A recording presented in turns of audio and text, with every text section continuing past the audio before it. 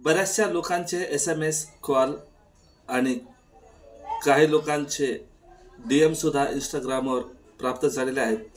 बऱ्याचशा लोकांचं म्हणणं असं आहे की DBT आहे तरी सुद्धा पैसे आलेले नाहीत आणि काही लोकांचे प्रश्न असे आहेत की एक अकाउंट बंद करून दुसऱ्या अकाउंटला जर DBT केले तर माझे पैसे जाणार तरी कुठे। नमस्कार मित्रांनो, मी आहे तुमचा मित्र राजू पवार आणि तुम्ही बघत आहात राजू पवार ऑफिशियल H1W हे यूट्यूब चॅनल। सगळ्यांचं हार्दिक स्वागत।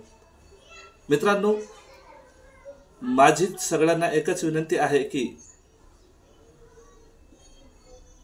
चॅनलला सबस्क्राइब केल्यानंतर बेल नोटिफिकेशन ऑलवर सेट करत चला, जेणेकरून अपलोड होणाऱ्याची नोटिफिकेशन व्हिडिओची नोटिफिकेशन वेळोवेळी तुमच्यापर्यंत पोहोचेल। मित्रांनो, काल जो मी व्हिडिओ अपलोड केलेला आहे त्या व्हिडिओची नोटिफिकेशन यूट्यूबने पाठवलेलीच नाही आणि नोटिफिकेशनद्वारे व्ह्यूज एकही आलेला नाही। तर ब्राउझर फीचरनेस काल व्ह्यूज मिळाले आहेत। तर असं करू नका मित्रांनो।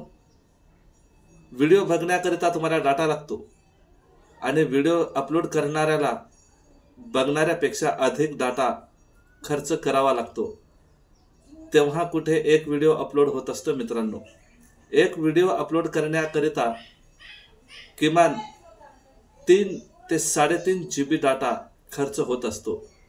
तर कळकळीची विनंती आहे की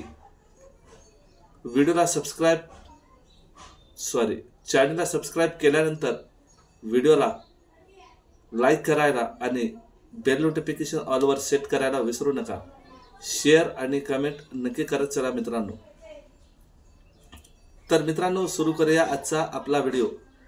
तर बऱ्याचशा लोकांचे कॉल SMS मला दररोज येत असतात।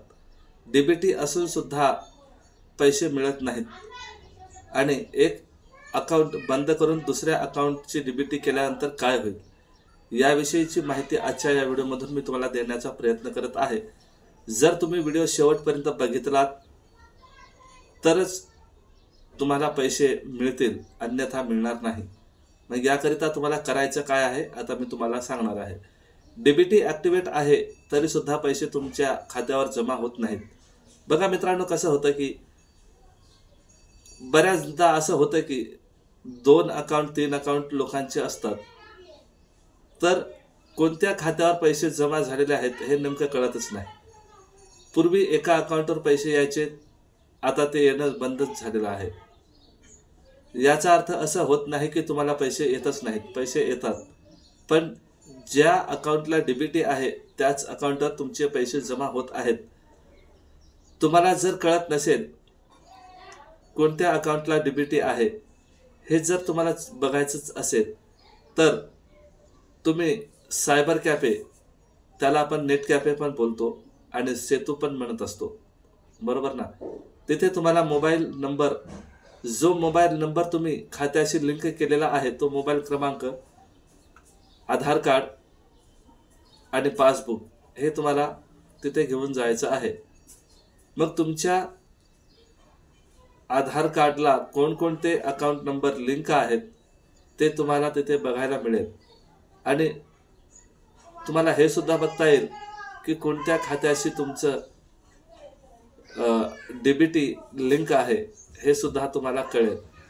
जर तुमच्या इंडिया पोस्ट पेमेंट बँकमध्ये पैसे पूर्वी यायचे, आता बडोदरा बँक किंवा SBI बँकेत पैसे येतात, असं जर तुम्हाला आढळून आलं तर तुम्ही इंडिया पोस्ट पेमेंट बँकला DBT करू शकता। 10 मिनिटाच्या आत DBT होऊन जाईल आणि कन्फर्मेशन मेसेज म्हणजेच DBT ॲक्टिवेट 48 तासाच्या आत लगेच होऊन जाते मित्रांनो। तर DBT ॲक्टिवेट आहे का नाही हे सरळ आणि सोपी एक पद्धत आहे जी की तुम्ही अवलंबू शकता। आणि राहिला प्रश्न दुसरा, एक खातं बंद करून दुसऱ्या खात्याला जर DBT केलं तर याचा परिणाम काय होईल। तर बघा मित्रांनो, कोणाकडे 2 अकाउंट आहेत, कोणाकडे एकच आहे, कोणाकडे 3 आहेत। मग अशा वेळेला करायचं काय। मेन अकाउंट तुमचं कोणतं आहे. जर तुम्ही दुसऱ्या खात्यावर काही व्यवहारच करत नसाल, उदाहरणार्थ SBI बँक आहे, बँक ऑफ बडोदरा बँक आहे, बरोबर ना, आणि तुमचा व्यवहार SBI जास्त आहे आणि बडोदराशी नाही, आणि तुम्ही UPI सुद्धा SBIचंच यूज करत आहात.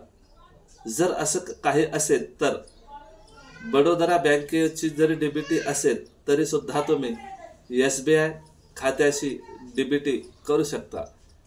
SBIशी DBT केल्यानंतर ऑटोमॅटिकली बडोदरा बँकेची DBT डिसेबल होईल आणि SBI बँकेची DBT अनेबल होईल, म्हणजे ॲक्टिवेट होईल.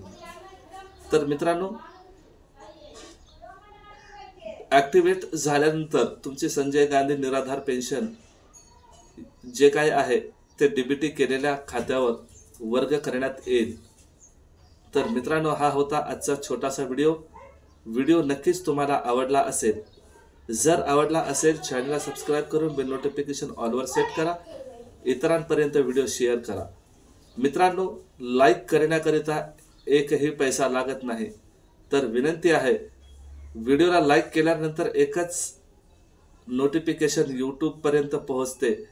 जर तुम्ही व्हिडिओला लाईक अधिक केलात तर यूट्यूबला सुद्धा कळेल की ही व्यक्ती यूट्यूबवर काम चांगल्या पद्धतीने करत आहे.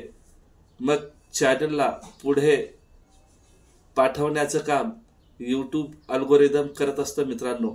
तर कमेंट आणि लाईक करायला विसरू नका. खर्च तुम्हाला ₹1 सुद्धा द्यावा लागत नाही आणि सबस्क्रिप्शन सुद्धा तुम्हाला सुद्धा ₹1 सुद्धा तुमच्या खात्यामधून मायनस होणार नाही. तर मित्रांनो, एवढी एक विनंती आहे की व्हिडिओला जास्तीत जास्त लाईक आणि कमेंट करायला विसरू नका मित्रांनो. तर मी भेटतोय का नवीन व्हिडिओसह. तोपर्यंत मला द्या रजा. जय हिंद, वंदे मातरम.